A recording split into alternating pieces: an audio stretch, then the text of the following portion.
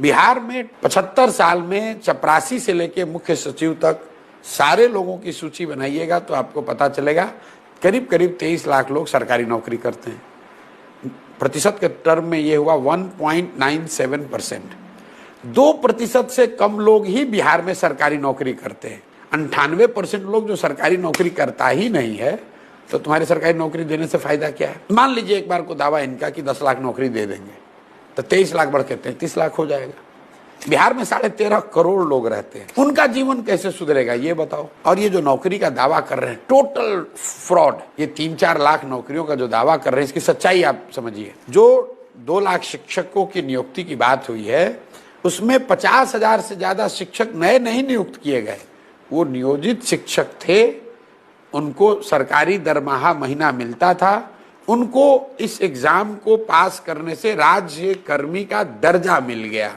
मतलब उनको नए लोगों को नौकरी नहीं मिली, जो नौकरी में पहले थे उनका सर्विस कंडीशन बदल गया। दूसरा जो बच गया 1.5 लाख, वो किसको मिला? उसमें से सरकार की ज्यादा गलत डोमिसाइल नीति की वजह से ज्यादातर लोग बिहार के बाहर के लोग आकर शिक्षक की नौकरी पा गए। गांव-गांव में लड़के हमको कह रहे हैं ये बात। और 10-20-50 हजार लोगों को नौकरी मिली भी, उसी के लिए आपस में लड़ रहे हैं कि इसका क्रेडिट कौन ले। नीतीश कुमार कह रहे हैं कि हमने किया, तेजस्वी यादव कह रहे हैं हमने किया, भाजपाई कह रहे हैं कि हमने किया। तो हंसने वाली बात है भाई, कुछ तुमने किया ही नहीं और सब्जबाग दिखा रहे हो उसी के आधार पर। और अगर जो सब्जबाग दिखा रहे हो अगर सही हो भी जाए, उससे बिहार का भला नहीं होगा। बिहार का भला तब होगा जब यहाँ के बच्चों के लिए पढ़ने की व्यवस्था हो।